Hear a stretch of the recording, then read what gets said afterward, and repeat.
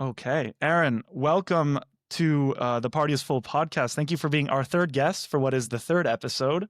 Um, Really just pleased to be able to talk to you. I mean, off stream, we immediately had a connection on terms of what product management means in the gaming industry and acknowledged that there isn't much of a podcast out there that kind of goes over what do product managers do in these gaming companies and what does it mean for the overall industry and the discipline itself. So just wanted to say hello and just give you a chance to introduce yourself, and then we can just kind of get started. We want to have an easy conversation here. We want to get into the good stuff. Yeah. Yeah, hi everyone. I'm Aaron Morley. I'm lead product manager at Sumo Digital at their Nottingham studio.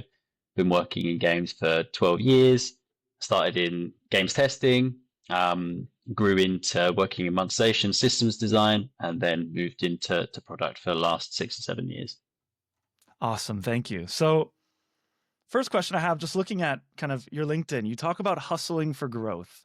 What does that mean for you? Because for it to be on your bio, you must kind of work for that vision or for that ideal. Like what is that?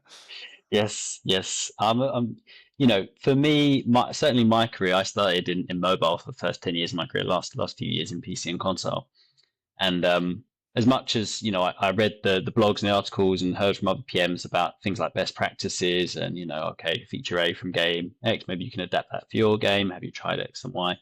I found on the games I worked on that didn't hold as much water. Maybe there were some improvements, but really that hustle mindset of we need to focus on the number of experiments we're running, the number of things we're trying, how quickly we're learning things, and try and get into a place where we expect to get knocked back. We kind of expect nothing to work, so we see the signals and we act on those rather than over investing on any one single idea, no matter how strong it is on paper, no matter how well researched it is. And I think that just mirrors me and my own way of being, right? Like my own career and my life to date has been very much kind of like a hungry mindset. Like what can I get? How can I get there? And worrying a little bit less about the plan and a little bit more about what can I do today? How can I solve today's problem?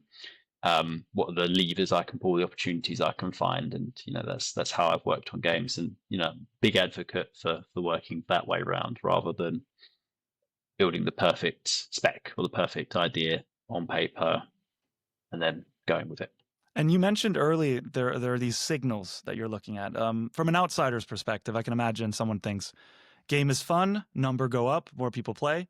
Isn't that enough? Like, what do you mean by signals? Is this kind of metric analysis, or are you looking at more kind of health metrics with the team or with the game itself? What is a signal for you? Yeah, well, it can be a lot of things. I guess broadly speaking, it's either quantitative, like you said, like a metric. It could be something technical, like your crash rate, your application not responding rate, your reviews, or it could be something more performance related, like your IAP conversion rate, the number of ad views you get, your retention rate, how long people play for. All these things you can measure. People's actions, the outputs of their behaviors or of the software itself. And then on the qualitative side, which is the other side of the fence, so how do people think and feel about what you've done? How does it change their behavior? What's their perception of things? Which is oftentimes much harder to decrypt and affect, but is usually very powerful because even though we deal, especially in product, especially in mobile, especially in free to play, with a lot of quantitative data, with metrics and maths, how people perceive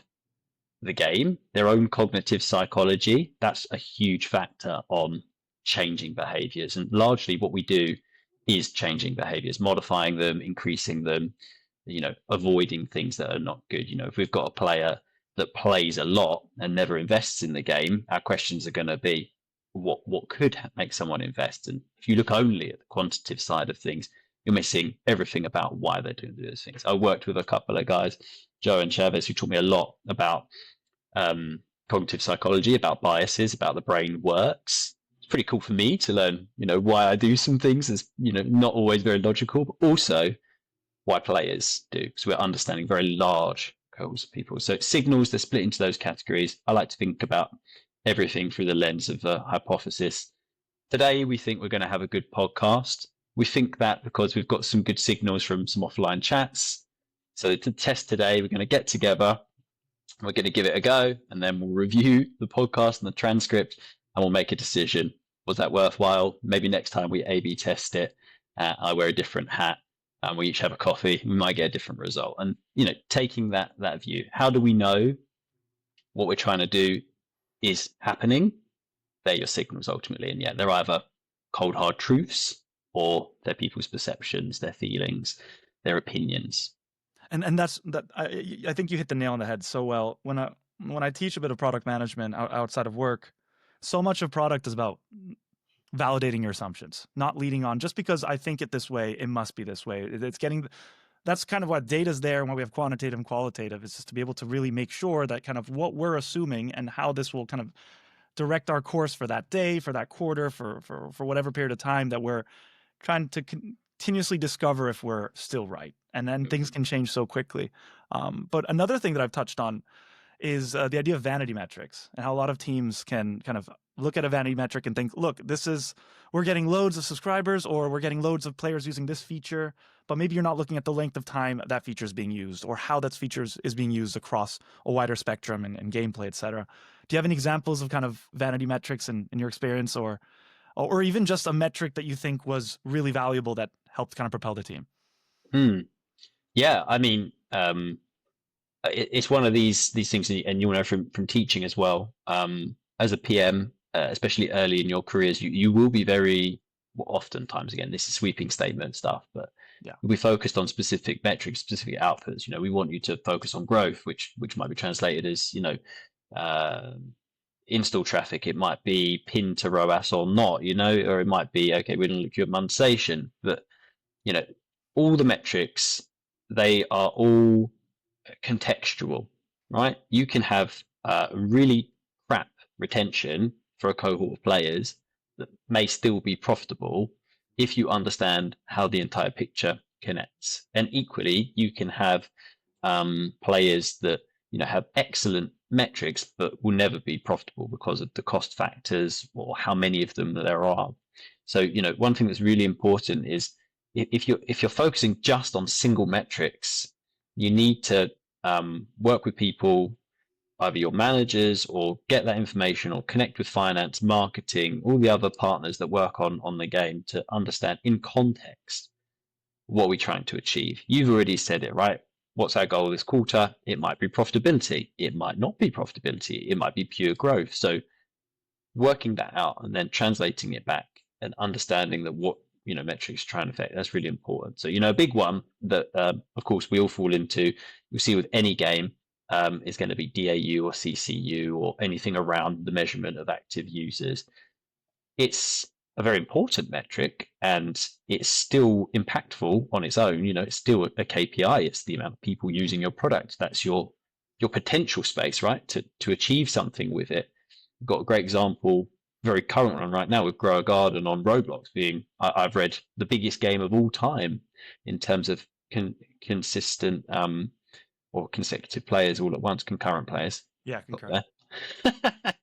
And but there's a lot more around that. That adds costs just by itself, right? Obviously not for the person building the game, because on the Roblox side, but it's not always necessarily valuable to have a lot of players. There are server costs, there are data costs. There's just more people to manage costs. So that's a great example of a vanity metric. Having more players for a free-to-play game, at least, is not always a net positive, and we can sometimes rabbit hole a little bit about this. You can get completely hung up on just conversion rate, for example. If you've got a game with low conversion rate, how do we improve that against all costs? And the bigger picture might be that if you improve the number of transactions for the people that are spending, or the cost of players you're bringing in, you might find other ways to increase your profitability for that game and conversion rate itself, focusing all in on that. Yeah, it can be vanity. It can be sort of, getting a bit nose blind to these things. You just got to remember everything's contextual, and no single metric on its own is a definite plus or a definite red flag. Yeah, you can see this with, I was just thinking, like when you brought up that example of the Roblox game, Same thing for games like Fortnite. When you look at them, they're all free to play, but their profitability depends on, again, what is the average revenue per paying user, or what is their lifetime value.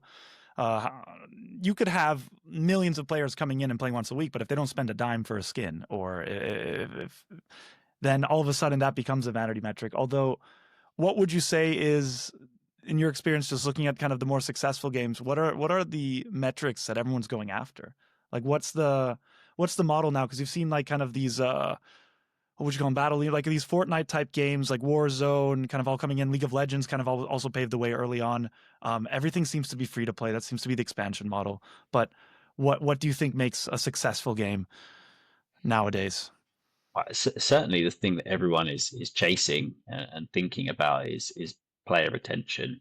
How do we have a game or a product that people will play and will become part of their lifestyle for as long as possible? As part of the dynamics around free to play is that by lowering the entry bar to effectively zero, minus your hardware costs and requirements, that you kind of got the maximum amount of potential players you can acquire. And then you're looking at things like the onboarding and your retention, for how many of them you can keep and reactivate over time. And, this is another connecting point about where we can get hung up on vanity metrics.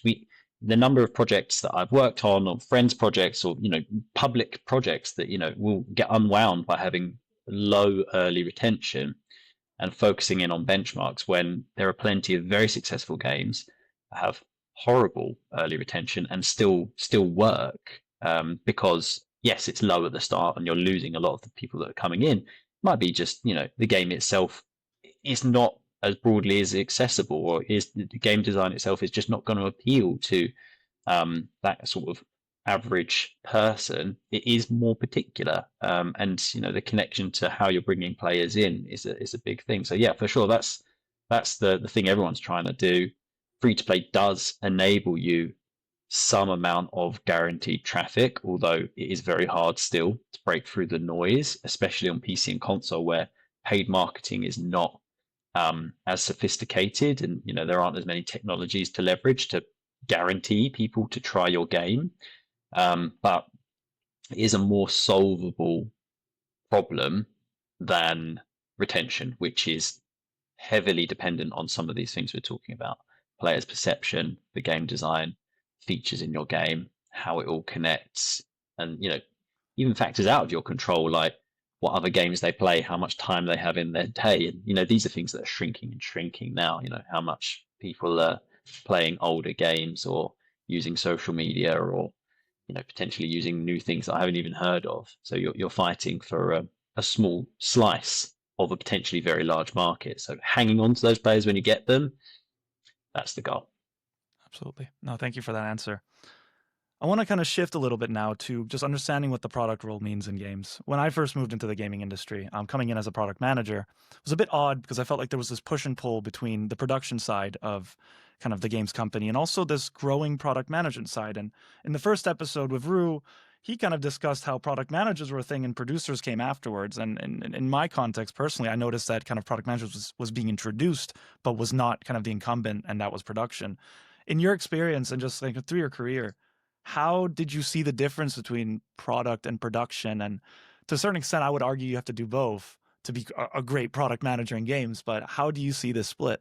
Mm, yeah, oftentimes still, I do some mentoring work outside of my day job, and people will approach me for advice on being a producer in the games industry, and I have to say, I know it reads similarly, and there are some things I do that are related, but I'm not that person to teach you how to be great at being a producer. And then equally, producers themselves will quite often veer into, traditionally product management areas, especially in games where there's more of a history of the production role owning more of not just when things happen, and who does it, but what the work is, and why we're doing it. So, the split for me is, what are we doing is an answer to our strategy. The why, that's really the product manager bit. Why are we doing anything today? Why is this at the top of our backlog? Why am I asking you to write an answer to this user story or this spec? And then on the production side, at least for me, the most comfortable partnership is the producer is then handling who on the team, how are we going to get that to done, and when will it be done? So, breaking it down that way. But certainly my experience in games has been all over the place, and I've been at loggerheads with people before and, made adjustments to deal with different team structures and projects. And,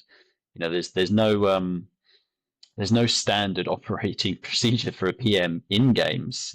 Like you said, I think a lot of product management in games kind of filtered through once software as a service was an established thing, and then games as a service was coined, and suddenly the professionalization of long-standing games with constant updates that might be free to play. Suddenly, this role that's constantly thinking, the game's here and it's doing okay, but we want it to grow or hit certain targets.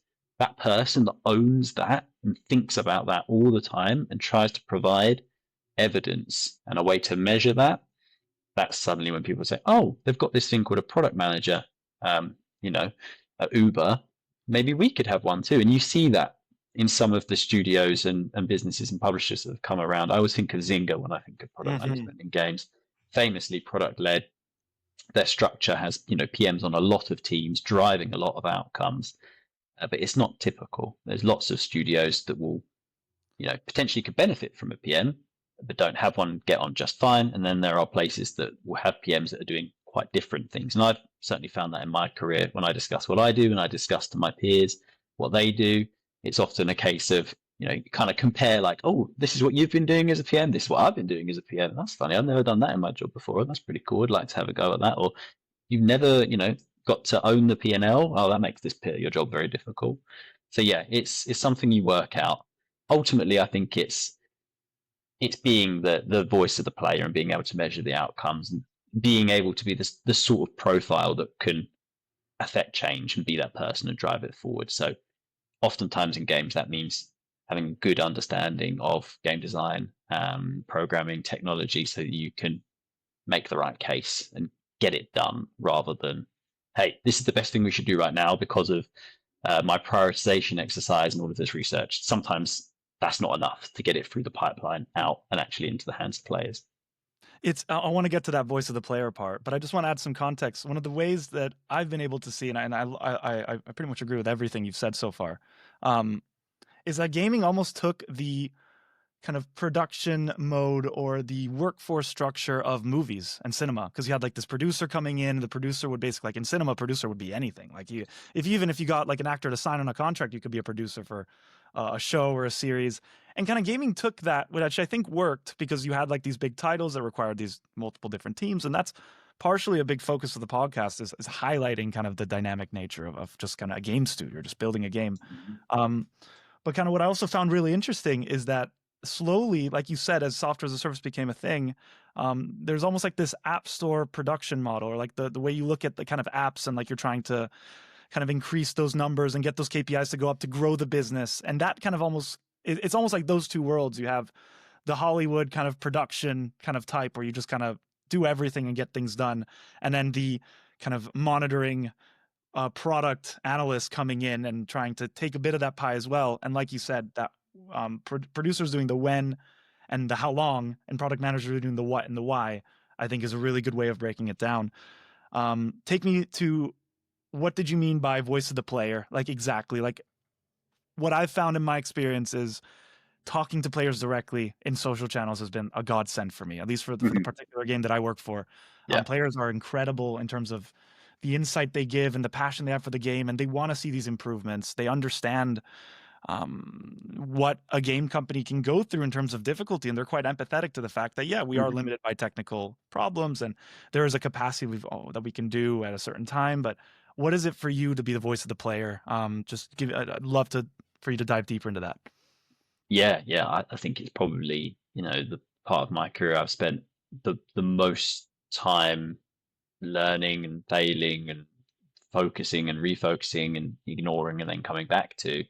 There's a great talk I saw recently at Nordic Game from the game director of World of Warcraft, where he said, over the last 5 years, we've gone from being designed by vision to, meeting players' needs, meeting our players in the middle, and embracing that doesn't come easily. Like you said, the almost cinema production style of this is my masterpiece, and these technical experts will help me deliver it.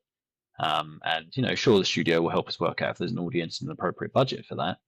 But that's quite different to, okay, is there a market need for this product? And if what we think is right proves to be wrong, are we willing to change? And how much are we willing to change? And for me as a PM and my own sort of way of being, like being very experiment driven, is I'm totally flexible. I'm almost welcoming trustworthy evidence that tells us what to do because as a PM, pretty much always working in live service in the games market, we're building it for players to enjoy like a hobby for as long as possible. It's for them. We sometimes forget, we say games as a service a lot, but we forget what that service part means. It means providing a service to players. So how can you understand that voice of the player? Like you said, you can speak to them. It's an underrated tool, I think, in games.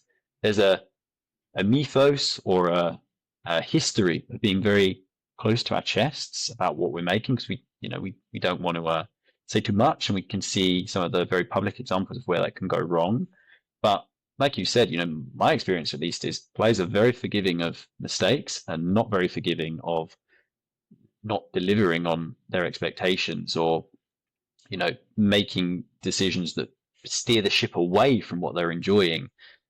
So yeah, doing player interviews, one of the first things that, most tech startups will do is they'll get a few customers, usually their friends, their family, and they'll speak to them, say, hey, what did you think of my ride sharing app? How was the experience? And they'll actually interview them. And, I've had the pleasure of being interviewed by people for their work and doing that sort of thing. And we do have user research and we do these sorts of things on games, but usually not until we've got almost the whole thing ready. Certainly PC console, it's a bit more free and easy on mobile. So yeah, speaking to your players, interviewing them, surveying them, play testing your game, these are all great. Scouring and aggregating data from social media for sentiment and feedback, all excellent stuff. Definitely a big advocate getting your community team involved in game production, not just bringing them on when you go live.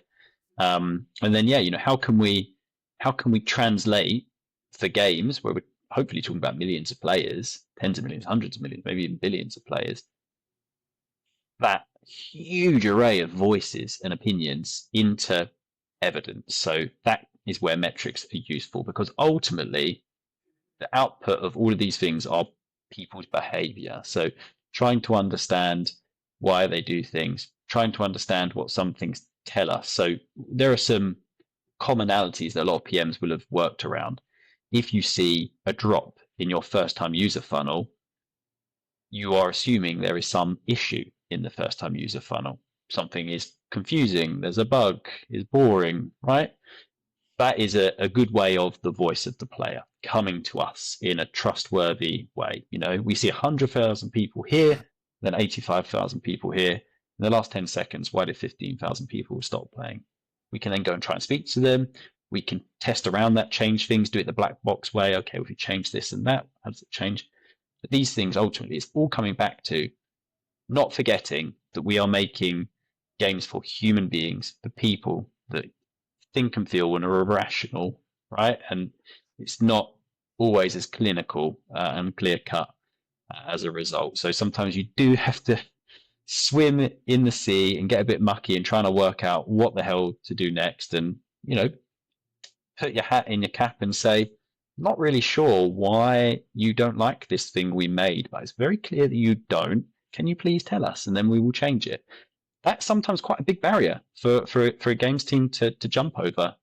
It's not always something that comes easily. So trying to coach a team to get into that space, especially when you've got something that has traction, has players, it's a win-win. It's better sentiment and feeling around your game and hopefully better performance because you are solving their needs, guiding them towards playing your game more and being willing to invest in it. What happens when the answer isn't clear? I know you could point to a lot of AAA companies kind of shutting down studios or making games that just don't resonate with their target audience that they initially kind of planned for. I sometimes point to the fact that maybe there's an over-reliance on data and not enough on, I want to say gut, but you have so many different sources of data around you, and also you have like your thoughts on kind of where the industry's heading, and kind of sometimes we look too much at trends and we don't really. Many of the successful games had a visionary or a Hideo Kojima. I even think Druckmann for Last of Us to a certain extent. Like they're these game developers that follow their gut and just create something that's unique and resonates with players because they have an idea of what's fun for them. There's maybe they don't rely on data so much. I kind of throw it back to you then, which is it possible that with all these different sources that you mentioned, at the end of the day, you need one person or just a handful of people to say, we see everything, we can kind of assess and balance kind of what we feel is most relevant, but the decision at the end of the day has to kind of still come from us, still have to come from a place of art, of work. How would you look at that with just coming from the gut? Mhm. The way I like to think about it, because I'm a big, there will be PMs that will want to take down some of these personalities. But I'm actually a lover of the sort of auteur approach, because I think auteurs like Hideo Kojima, Shigeru Miyamoto, Neil Druckmann, right? What they are expert at, maybe intuitively, maybe from experience doing the same sort of games with the same crew for 10, 20, 30, 40 years, is that they understand that voice of the player.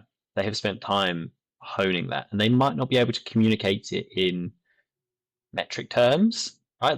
They might be put off by saying, we need to hit these performance metrics to hit our forecast. That might not speak to them, and it does mean sometimes very expensive misfires. But what they do know is they know their craft and they know their audience, and they know how to deliver on that vision, right? And it doesn't always work, like I said, but I think it's almost like the humanities version of a product manager, right? Like great film directors build a following and an audience, and they sort of understand how to speak to them with being able to take creative bets.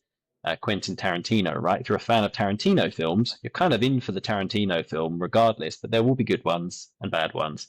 The interesting thing is, was that profitable for the studio to fund, which is why we're important, right, on the product side. So being able to partner with a person like that, being able to challenge them, being able to give them some guardrails, yes, it's not about counting beans and telling you how to make the game. It's about saying, this is how much runway we have. These are the outcomes we need to achieve. How can we give us as many turns of bat as possible? Does it really compromise the vision of a game?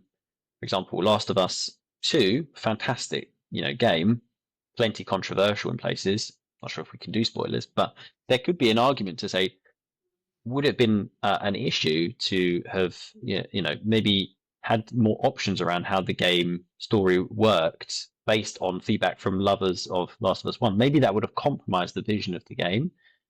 But again, the flip side is perhaps it could have reached an appeal to a great audience, been more financially successful. But you don't know unless you open that Pandora's box. And it does lead to clashes of culture and personality, and it's not always fun to resolve. But for me, I still like that. I still think there's a place for people with that, and equally on the product side, the more I do this job, maybe the more hubris I build up that he's taking down every 3 or 4 years. Like, wait a minute, there's still a lot you don't know.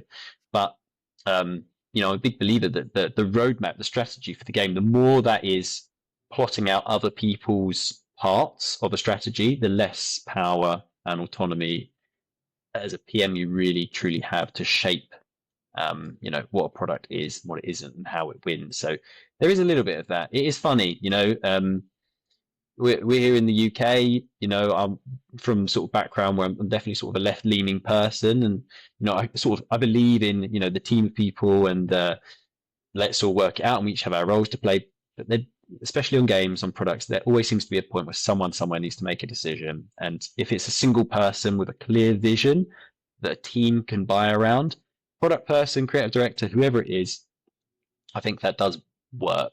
Whereas trying to work out the method for all the stakeholders to get what they need, that is complicated and fraught and expensive sometimes. So yeah, rambling answer. I like auteurs. I'm a big Kojima fan. I'm up for seeing, what he churns out. But I do think there's a value in underpinning that with financial expectations, performance expectations, sensible budgets for sensible bets, not just a blank check to, yeah, of course it will work because this person's track record. Yeah, absolutely. I was scarred early when I was young because I was playing World of Warcraft. I remember, and in classic, in vanilla, even up to Burning Crusade, you had to find your groups and you had to kind of spam kind of the looking for group channel and say, hey, I'm looking for a tank, I'm looking for this, I'm looking for that. And that kind of, even though it was annoying and it spammed the channel, it gave some life because people had to kind of make a party, meet up together, organize how to get to that dungeon or that activity. And you can't calculate that on paper. I'm sure the product managers, the producers, they got around and thought, okay, we're looking at can we automate this? Can we make this into a kind of just a quick solution where you basically queue up and then automatically get ported to the instance or that dungeon? There's no travel, there's no organizing the group, everything's done for you. And on paper, that means that more people come back to play. They don't have to spend so much time trying to find a dungeon. And I think that worked for a particular vision of the game, but the cost of that was that kind of the game lost a little bit of its soul as an MMORPG. And I always found that so interesting because there's that BlizzCon, that famous one where you think you do, but you don't. And he goes into like painstaking detail about like how players found this whole process annoying, which turned out he was kind of wrong because a lot of players actually loved that. And that I always think of that example because that makes me think like all the data in the world can tell you that this should be optimized, that this is better. But if you don't have that one person in the room saying, are we losing something here? Is this game more than just retention and daily active users and growth? Is there a social element that maybe we could have tried to harbor? And that's why I go back to gut. I don't think those things can be often kind of really noted down. So if anything, I just wanted to add to what you were saying because I Yeah, completely agree. it's a great There, point.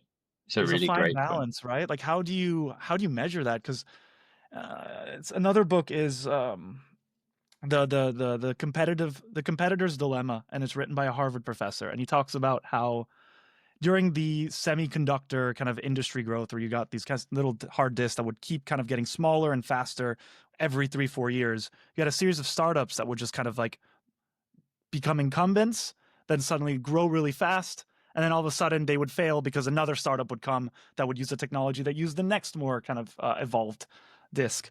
And on paper, all those companies did the right thing. They had a market, they were listening to their users, they were like, perfect, you guys want this, we'll keep giving it to you because that's what's going to make us money.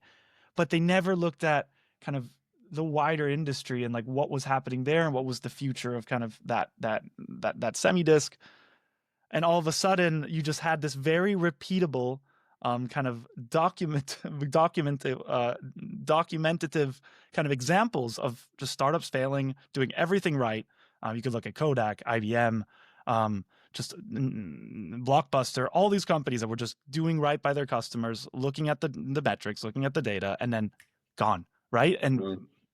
from a business school standpoint, you guys were doing the right thing, but maybe you didn't react enough, or maybe you weren't considering enough of the future. So kind of what are your thoughts on kind of our games doing that right now? Like do you see a lot of, for young people listening, people want to get into the games industry, and every time you open every time you open up your LinkedIn or whatever, there's a studio kind of crashing down. What's going on really? Like, in your mind, what's happening here with all unable to make a game or at least kind of keep the industry going strong? Yeah, I think part of the challenge, and certainly the recent challenge, post COVID era, post I heard someone describe it as stupid money era, the VC surge in game studio funding, is that, like you said, that repeatable pattern that you might have a tech company, it still has its flaws, but there are ways to, do the right thing. It doesn't really exist in games. And like you said, that WoW example is really a good one in that, you can have all of the evidence that what you are doing should work. So much of it relies on execution and perception that it still can fail to land. And then, like you said, there's always the chance, and usually this is the case, basically everything I've worked on, someone somewhere is doing what you are doing, maybe faster and cheaper or better, or with a twist you didn't think of. And then how do you react? That's very difficult for games companies. And, a lot of projects and a lot of studios wind down because everything is built around, okay, you hit milestone A, and then milestone B, and then milestone C, and then the game launches, and then everything goes well, and then you operate it. And the reality is, it's much more like finding that product market fit is all over the place, and the level of flexibility a game has is very limited in most cases for most types of game, most types of studio, versus a few people building an app to, yeah, like I was saying, ride share, for example. There's a lot you can do. You can see companies pivoting to delivering food, for example, but can you imagine, Concord saying, okay, the perception is weak from our beta, and we didn't see great player sentiment, and certainly didn't see great stats. It's cost a lot of money, and for us, we think it's no longer a hero shooter. It needs to be. The inability to flex and change and pivot, and maybe a little bit of not wanting to at that cost. Okay, it cost us maybe a lot of money to get to this stage. Have we got the grit to say another 3 years and it could still make that huge ROI? I don't know, because games are so costly and they are very difficult to get out. It's miraculous games launch because they are so hard and they require so many people's blood, sweat, and tears. So I think that's part of it, right? Is there's a lot of betting from companies on signals that all make sense, right? The pedigree, the market opportunity, it all adds up. I'm sure as PMs, we would look at it and say, yep, that looks good to green light. But then as things go on, the inability to react to that or take risks or pivot effectively, that is, what kills a lot of games and a lot of studios. And it's something as an industry, there aren't many great examples of. And, the examples we do have are those smaller teams with, dare I say, less of a pedigree or professional structure that can react to these things and use their limited runway and use some of that initial attention, even if it's negative, to make the game the players are showing they want. I think an example of that everyone will point to is a game like No Man's Sky, which is still small and lean, and building an experience that players clearly want. But they had a very rocky start, and if that game would have been quadruple the cost with quadruple their headcount, would they have been able to do that if they were published by a major publisher or were VC backed and were expected to 100x the seed return? Would they have been able to do what they did? Maybe not, but they were, because they owned what they did and they had the gut and the determination. There was someone at the helm, Sean Murray, right, to say, we can still make this work. So you need a lot. You need a lot there to make it work. And yeah, it's only getting more like that, in my opinion, as the number of games being made increases, the number of teams that can make fantastic professional quality games increases. So being willing to find your audience, satisfy what they want, and then chuck it all in the bin and pivot if you really need to. That's a scary word. Pivot is a scary word. Number of conversations I've had in my career where I've said the word pivot and said, let's not call it a pivot, right?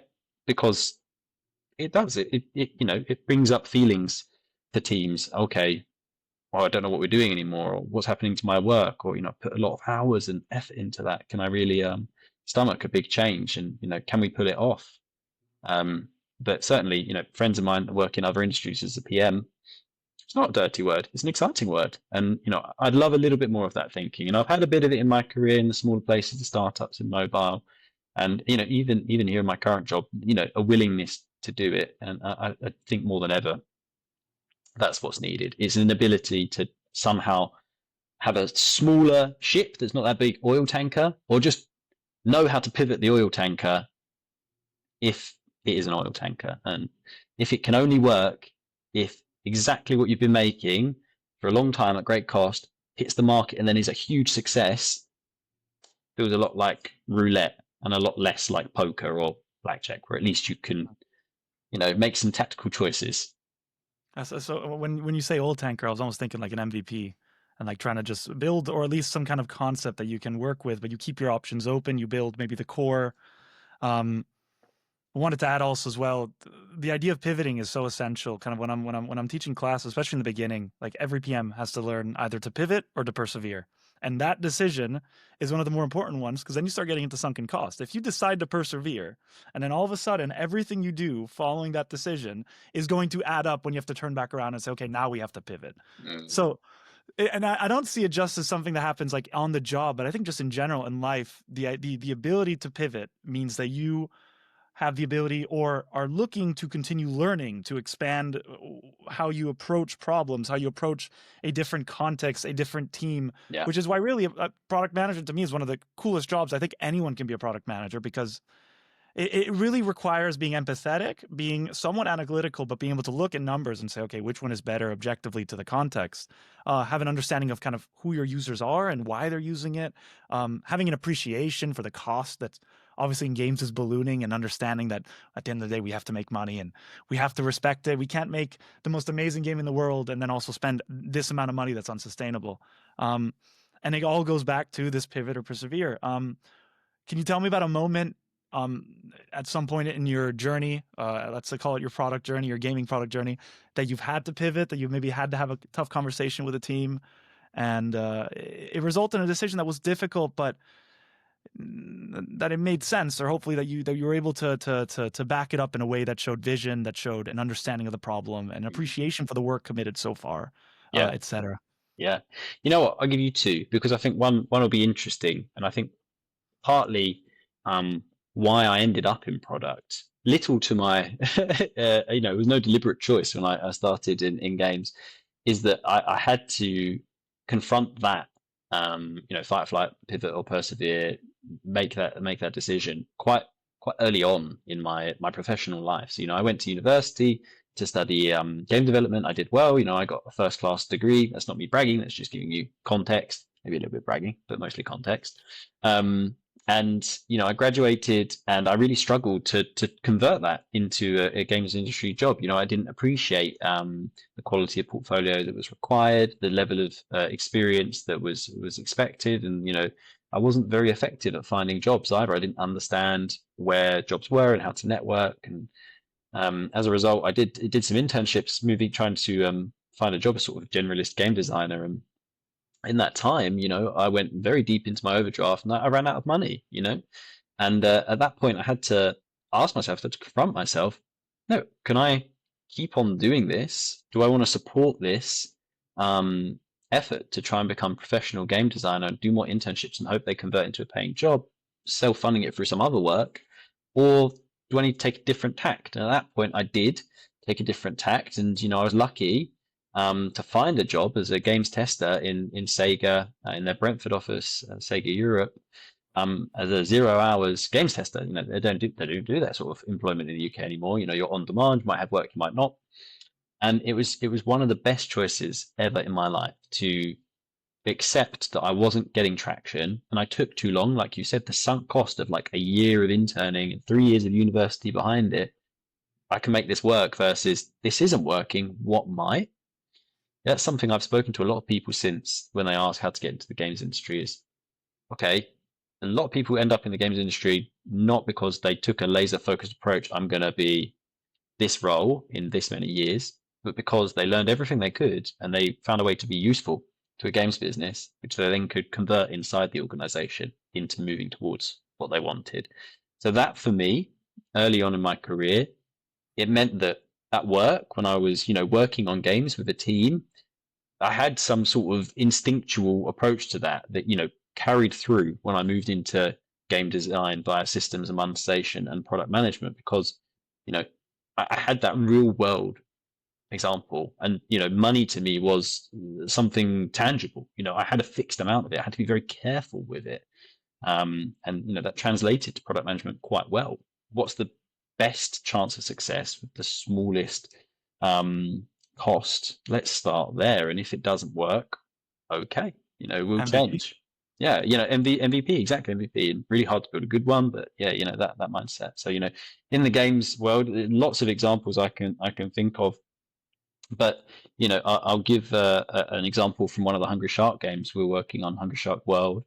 And for a long time, that game is a sequel to a very successful, launched around the time of the boom in smartphone gaming, certainly the App Store. Launching a sequel to a game like that is already very established, and the sequel itself is not, distinctively different looking, but is bigger, more expansive, deeper meta game with the intention of, being more profitable, making better revenues from each player. It carried a lot of baggage from the first game. What worked there had to work here. People had expectations. And as a result, the game's economy was always this sore point. There were lots of obvious issues, and obvious approaches didn't work. We'll solve these economic issues by introducing randomization or a gacha for progression instead of a linear progression. The game itself, I must say, has no energy mechanics, right? So some best practices not adhered to. So if I'm very good at the game, I can play for an hour and 20 minutes and earn an insane amount of soft currency. How do you balance for that sort of economy? We tried a lot of things, lots and lots of different approaches, some very expensive bets that didn't pay off. And, I was at a conference in London, Games First, Supercell's conference. I should bring that back to London, just in case anyone listening, maybe a wing and a prayer. And the GM of Heyday at the time said they had a similar issue on Heyday. The game was coming up to 8 or 9, 10 years old at the time, and they said they tried to resolve economic inflation and other issues, and ultimately they just found that they sort of diverted the river and it would flow back in. Players had certain behaviors that were hard stuck to change, and it's partly why they loved the game. And World of Warcraft example you gave is another great thing. It's like, yes, I can fix this on paper, but only if people use it and enjoy it. And that dynamite part is so hard to nail. So they said, economy broken, no problem. We'll build a new economy when you get to the end of this economy. And for me, I was like, oh my God, why haven't I thought of that? It's like the simplest thing ever. And that was a great example. I sat down with the team and I said, look, no more. We will accept it. We will glorify it. If you can break the game, great. You're going to love playing the game. If you play an hour and 20 minutes to break our economy, fantastic. That's an hour and 20 minutes of our game. Yes, please. So you do that all you want. And then at some point, we're going to convert all that effort, because we expect you to have way too much soft currency, into a second economy that takes that soft currency and turns it into something you really care about.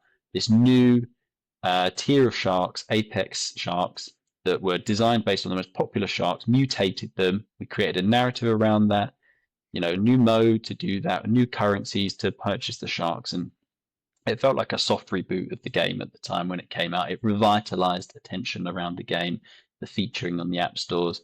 It really, really helped the long-term retention. And it actually helped the one thing that we wanted to do most of all, which it had a clean economy at the end of it. Okay, we now know players after this point, they will use this, and then we can manage their pearls with the currency.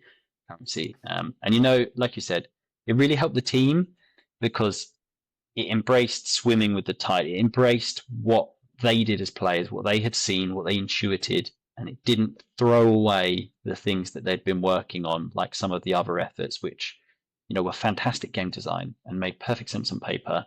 It just didn't land with players and had to go in the bin. They were A/B tested and didn't deliver, so off they went. So, it let us keep more of what we make by accepting players and their quirks and what they liked about the game. And again, it's that WoW example. It really resonates for me because the game was 6-7 years old at the time, and it was an admission that it's not our game anymore. It's not for us to change your behavior. It's for us to service that behavior, right? We can't make you play the game differently. This is how you like to play it. And we should only enhance that rather than tell you, no more can you play those hour and 20-minute sessions on the plane. Cool. If you want it, have it. If this is what you want, yeah, they are the customer at the end of the day. The Mm-hmm. players should have a really big seat at the table. Part of kind of when you were saying that pivot, where you were building that additional economy, I was just thinking in my head, when we talk about going on a journey, and sometimes they say the satisfaction of achieving an objective, for instance, and going through on a journey to achieve that objective is not when you get to the top of that mountain. It's the journey going up that mountain. And like, I almost find that for games it's super similar. Like a lot of gamers probably some gamers may look at it and think, okay, I want to beat this game. I'm going to do the meta. I'm just going to try to get to the end. Boom, boom, boom. But so many, especially in mobile gaming, they just want to be busy. They just want to have fun. If you can find a way to kind of emphasize the things that they're having fun with, but then you find that alternate solution at the end where like you have all this currency. Now you can spend it in the second economy. I think players just see it as, wow, I can keep playing and I can keep kind of being busy and enjoying these game mechanics. And I think a lot of times people look at it from the outside and think players just want to finish the game. It's like, no. Like, have you ever heard of jobs to be done framework? Yeah. I think so it's like that. What is the job that this game is doing right now? And that's a frame I try to bring a lot to my team at work, which is, what is the purpose of this game? What is the use case of doing this particular activity? Like, are people playing it going to work? Are people playing it because they're watching a movie or maybe they're playing at their desk and they're just want to multitask or they want to go full in? What are your thoughts on kind of jobs to be done and where do you see it apply in kind of your experience or your stories? Yeah, I mean, I'm not like a practitioner. I wouldn't be able to speak in depth, but it is a framework that has some merit. And I think with any framework, even the ones that people would love to dunk on, right? Like, how many times are we going to dunk on Agile and Scrum? A friend of mine at work, it's a great diagram of the scaled Agile framework with a train driver driving a train with other trains inside for all the different pipelines. It gets crazy. Anyway, my point is that what I like about it is, again, if we try to put all of our ego to one side, which is really hard when you're making a game and you're an expert. I'm guilty of it just as much as anyone else I've worked with or haven't worked with. And we think about, what are we making? Who is it for? How does it fit into their life? So, I've got 2 children. I've got almost 4-year-old and an 8-month-old, right? So when I play games now, it has to fit in quite tight gaps. So the type of game I'm looking for needs to be very satisfying. I need to be able to resume it by, closing the app on my phone, opening it again. And it is a deep misery, let me tell you, when I found a game I love and I have exhausted it. I want it to keep going. Maybe that's one of the promises of AI, that they could somehow extend, Slay the Spire. So, if only the devs would make me some more content for Slay the Spire, that'd be a real dream. So keeping that in mind, right, when we think about our game, not our idealized view about how people might play games or how we play games, but how does it fit into their life? And again, that conversation we had a little earlier about the attention economy and how it fits, everyone will rattle off this anecdote about Clash Royale being so successful because it's the perfect length when you go to the toilet, which I think has some merit, whether it was deliberate or not, but there is great thinking there, right? There are a lot of pretenders to Clash Royale that have never broken through. And there are a lot of games before Clash Royale that broke through which didn't respect that you want to be able to enjoy all of the fun of the strategy and tactical gameplay of something like an RTS, but in 2 or 3 minutes. And to maintain that depth in 2 or 3 minutes and be able to snack throughout the day. So understanding that and building with those user behaviors and then building the game around that and the updates around it is really, really, really important. So let's take an example of Clash Royale. Right? If Clash Royale at some point were to add a 10-minute long mega game, which was hugely rewarding and really interesting, and maybe expanded more about the Clash universe and had all these other factors going for it, would it still not work because it doesn't fit into player habits for how they use it?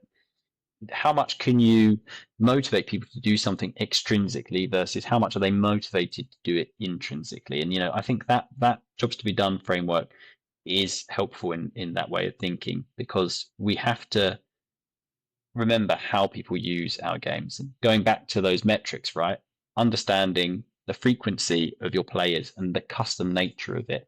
There will be some genre benchmarks, right? If you're making a match 3 or a merge 2 game, you are going to see some commonalities across all of those games. But you might find for yourself, I worked on a merge 2 game, and there were some games in that genre that were targeted more towards male. So there was like a medieval one, a fancy one, and they demanded a bit of a longer core game. And you've got to wonder if that was deliberate or not. But ultimately, it meant they had a kind of niche they could play upon, and that's very fitting for everyone making games. So if you're making a sit down multiplayer game to play with your buddies and the session length is 10 to 20 minutes, how many are people going to play, how often they're going to play, what percentage of your audience are going to be able to play that often. Now you're building a game that can service all of those needs. Is it a game with its updates and its content cadence and its monetization levers that still works for the 20% of your audience that play once a month with their children and the 60% of your audience that play every evening after school? If the answer to that question is no, should it be? Are you tunneling in on that? Is that okay? Or should you try and find a way in which your game can be enjoyed? And that, yeah, it can be an appointment that people enjoy. It can be part of their lifestyle that they keep coming back to. Because I think that's when you get excellent retention, right? Not just good retention, but you get to, I will use this product forever until it becomes irrelevant, doesn't work on my phone, and then I will keep my old iPhone in the drawer because it has transcended from fun toy to thing I do to part of who I am and who I speak to and how I socialize. And you have to start with that framework of understanding how players use it and respecting it. There's no point you making a game that people love to play in 5-minute bursts and then saying, season 1, 30-minute battle royale mode. Don't start there. If you want to try that and you've got all the money in the world, fine. But for me, always coming back to the voice of the player, how they're using it, swimming with the tide, building with that in mind. I think just listening to you, just thinking out loud, jobs to be done, and the idea of user personas, it's almost like they're kind of the lines are being blurred, because if a job is specific for a particular user segment or a cohort of users, could you then argue that that could be made into a user persona, and is very much just the persona way of communicating what is specifically that job that the game is doing? I feel like I'm coming full circle here. Yeah. In class I teach about personas, but Mm-hmm. I realize these two are linked, because like the job is kind of very specific to almost the persona himself and who is 100%. likely to have that job. The best, the best, user stories. Some people are going to like them. I myself like them sometimes, and other times not. It depends on how you work in the team. They're not very gamey, so not everyone enjoys working with them. Might prefer a blue sheet or product spec or just a game design document. But the best user stories, the user is evidence based. It's not, as a busy mother, I want feature X. It is, we know our audience contains these people. We can be confident enough that, either we have segmented them or we have other evidence that says as much. So that then when you say it, you say, as this player segment, this persona, I want to be able to do that. And World of Warcraft MMOs are an excellent example of that, like you said from earlier. As a infrequent World of Warcraft player that has been dragged into play with my buddies, I want to be able to find people to play a raid with easily. As a hardcore World of Warcraft player in my guild that started playing all the way back in the early 2000s, I want to be clamoring in the public forum looking for game. And being able to do both is what a great games as a service does, because it is self-serve, fitting each player's needs, rather than one size fits all for the amorphous average player. 100%, 100%. And sometimes you can only do one of the two, I think I have to say, like, because by allowing for that functionality, all of a sudden everyone will, the player base will go towards that because it's easier, and I think it's more appealing from a time base. But then it kind of kills that ability for people to communicate and meet new people, and there's that organic kind of feeling. So but I completely agree that that is part of kind of being a product manager, especially for a live service game. I do want to bring up one thing, which is I've learned a lot about Agile. I just historically teaching product and just learning more about Agile, but also how Agile works in a gaming company, because it's not necessarily straightforward, and you speak to some producers and they do not like it. But I've also had the opportunity to teach it in my work, but also kind of get taught Agile from a professional Agile instructor, and it was always like a bit of a back and forth. I'd be like, you say this, and sometimes it ends up being very dogmatic in terms of how to approach a product and how to term kind of how people should work and what people should be doing, and they have their very specific terminologies. And how in your experience, because I think a lot of people applying for game roles today are thinking, I need to know all this Agile stuff and these methodologies, and for me it's just so much just allow the teams to govern themselves and become better and to become more efficient, and giving them the playground to be able to do that without kind of a top pressure of people coming in and trying to micromanage their improvement. You're allowing for them to do it themselves. What is Agile to you in gaming, and what is your experience with it?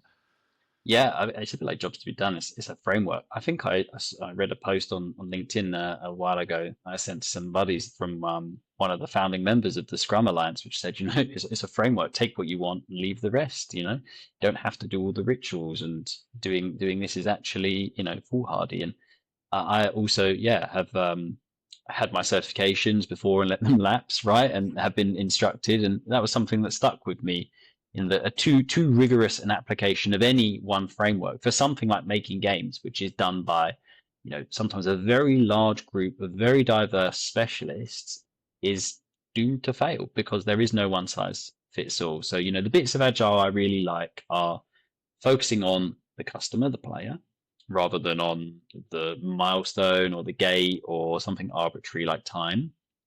Focusing on reducing, the time to start. How can we learn this as fast as possible, as cheaply as possible? It's a question I like to ask in games. Sometimes there's no easy answer, but starting with that can sometimes lead to some great opportunities.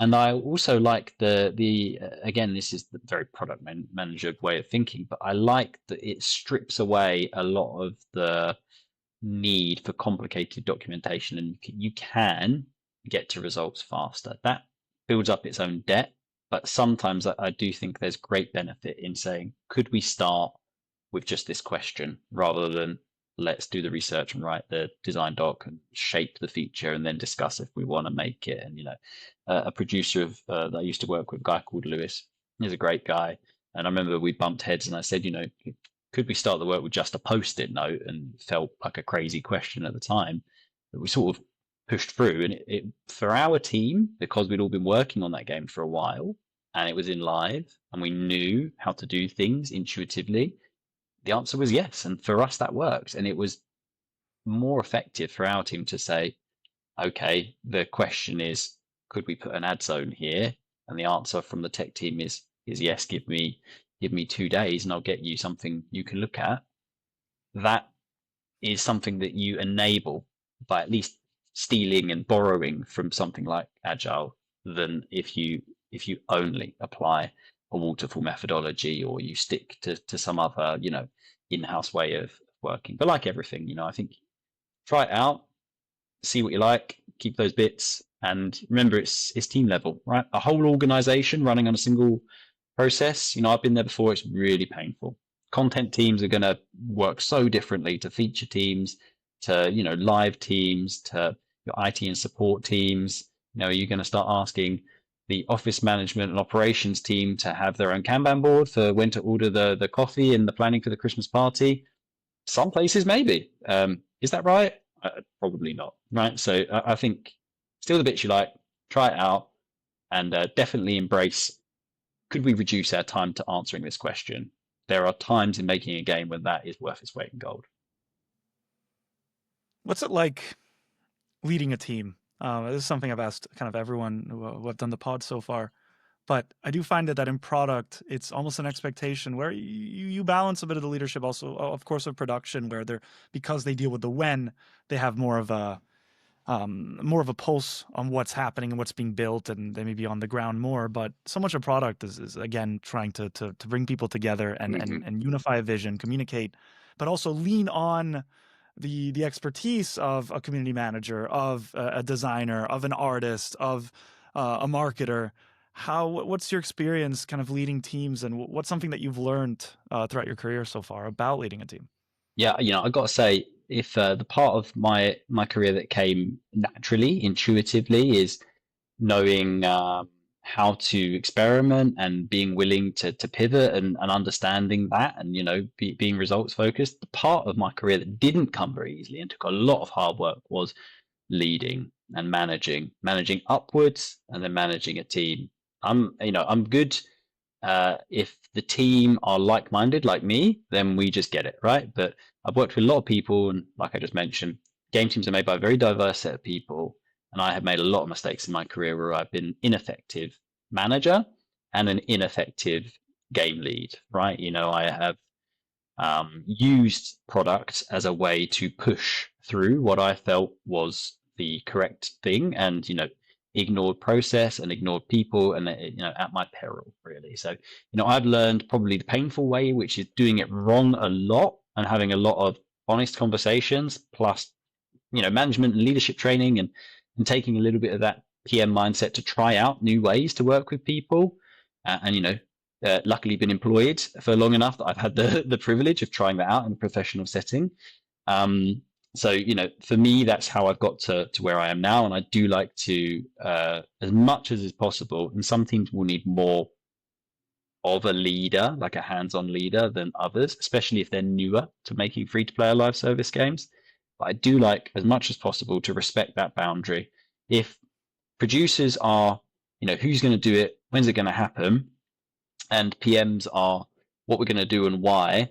In games, I do think there's a subtle distinction, which is that you should really focus on why, what is the problem, and then the what, you need to hand that over to game design, and you need to trust them to find magical solutions, because they will, and they'll do it better than you could.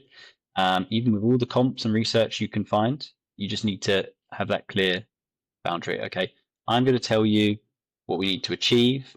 Here's the problem space. Here's a well-structured product spec. I will help you. I will have ideas. I'll have references. I will play test it. I will be hands-on. I'll help you balance it. I help you A/B test it. But I'm not going to tell you how to design this feature. Sometimes you will. As a PM, you're going to design that rewarded ad placement because no one can or wants to. But you've got to have that, especially as the team gets bigger, especially if you work with people who are more senior than you. And in product, that's very common. There's not a lot of product people in games who've been making games for 30, 40 years, but there are a lot of great game designers, programmers, tech directors, artists who have been making games since they were a teenager on the spectrum, right? So that is a subtle distinction that will get you a long way. And just in general, respecting people's craft. The product role is kind of an everyman role, right? Like, you're going to have some specialisms. Like for me, I like economy and data a lot more than other parts of the job. And other people will be really good at the growth and marketing side, or they might be very technical. Who knows? Maybe they'll be AI specialists now, right? But you're never going to be an amazing artist, UX designer, data analyst, data scientist, game designer, community manager, programmer, UI programmer, whatever it is, right? So give them the requirements, give them firm and clear goals, take them on that journey, give them things they can achieve, but let the team solve it. And then you're just there to be the mirror to hold up and say, here are the goals. What did we do? We rolled it out. We saw these results. So we're going to take this action next. I love that. Is a product manager in a gaming company, but I think in general as well, is micromanagement kind of the dark side, or kind of a dangerous trait that can come up? And have you experienced it before? Because I can tell you yes. Yeah, big time. It's, product is one of those roles, and like you said, a lot of product comes from maybe going to business school and getting an MBA, and you can find yourself in a game studio in terms of title, not being particularly senior, in terms of experience, not being particularly senior, but being very accountable for a very important part of the game, like its financial performance, for example, or the financial performance or the KPI performance of a particular part of it, in a way that someone that has been making it for a very long time never has and never will. We've probably both had conversations, I imagine a lot of PMs, where people will outright tell you, I don't, my role is creative. I don't want to connect what I do to costs and profits, right? So, you can ask me to go a little bit quicker, but at the end of the day, I'll tell you how long it takes, and that's where it is. And if you tell me what we need to do, I will try and solve it. But after that, I'm done with it. And I think that's the gap to bridge, because otherwise, yes, the ability to micromanage is there because you are responsible. So you will be enabled by the team leadership, or the studio leadership, or the publisher to make tough calls, right? No, we've got to focus on monetization right now. I'm sorry, but this amazing thing you've been making it's not the priority. Or yes, I know you all worked really hard for that feature, but it didn't work. So now we've got to do something else. You can get in there, and then that can creep into, and then this is the thing you should do. It's in game X. Let's just make that. Or I had this amazing thought in the shower. Or as I said the other day, I had a bagel thought. I was eating a bagel and had a cool feature idea. You got to resist that urge and offer it genuinely, as an idea for a discussion, not treat it as direction. And as I said, in the product role, especially in a free to play mobile studio, that anywhere with that bent, even if you don't intend it, people will hear it as, okay, products have told us they like this feature, and it carries weight. So you've got to be mindful of that. And where possible, you need to have allies, mentors, coaches, people in your organization that can hold you accountable and say, you need to step back, or you don't realize how that came across, or, you shouldn't be in this call, or you need to lead with a document rather than jumping in the call and getting excited because it changes people's perceptions. So yeah, absolutely, it's part of the joy of the job is being able to touch a lot of things and influence things, and set the strategy and see it achieved and bask in the glory or the misery. But as a result, you will have huge oversight, and got to be careful to temper that. And it's why it's really important if you're a new to PM, if you can find a job in an organization with more senior PM leaders, they'll be able to really help with that, because otherwise you will learn it the hard way, and the hard way can sometimes be very painful, indeed. It's kind of reminds me of the mantra almost for product leadership, which is leadership through influence, not authority, right? You're looking to influence people. I think, especially if you're a lead or head of product, allowing kind of your product managers to kind of run free a little bit and explore what the business is. Like one of the best advice, one of the best piece of advice I got this year, I think, was if you're not pushing against the status quo, or if you're not upsetting someone with the ideas you're having, then you're not doing your job as a PM appropriately. Which is, just because everything is a certain way doesn't mean you should just go with it and not question it. You should be trying to look for alternatives. And a lot of that comes from the teams and the people you work with. And I found so much of the source. I told my producers, I told my community managers, without them, I don't know anything. Like I don't know how if they can't help me break down complex problems and explain to me kind of what's happening, a lot of times I'm left in the dark, and I lean on these people, and then I try to craft with what they're saying, that vision, etc. I do want to get into now just a bit of, you spoke about all the internships you did at the start of your career, and I think a lot of people listen to the podcast trying to understand. At least when I was trying to break into product in general, just in tech, I looked at product management, and I imagine the gaming industry as well, very similar, like this tall ivory tower. And like, how do I get in there? How do I get the experience where I can be considered a decision maker? And it doesn't have to just be for product. I think it can be anyone who wants to become a game designer, or maybe a community manager, or really anything. What kind of, looking at like Aaron of the past, if you had to kind of speak to him and kind of give some advice, how was your approach to this? How did it feel? Because I know how it felt when I was breaking into the games industry, and it was tough, and a lot of imposter syndrome and a lot of kind of self-doubt, but you push through. And everyone I've spoken to has told me it's a scrappy way to get into Yeah. games. No one has ever, like you said, and you mentioned this, no one ever does a course and it's like, boom, I'm going to do this, I'm going to get straight into games. Probably, ironically, I was kind of paradoxically, product managers tend to do that because they come in with the MBA and they swoop in, and all of a sudden they're in a gaming context. But I find the best professionals, the people who really understand games and kind of the game that they're working for, and then the players are the people who kind of rose up like yourself. How did you experience this? How was this as a journey for you, from all these internships to Yeah. now working with such big companies and having a decision making role? I think in a way I was very lucky.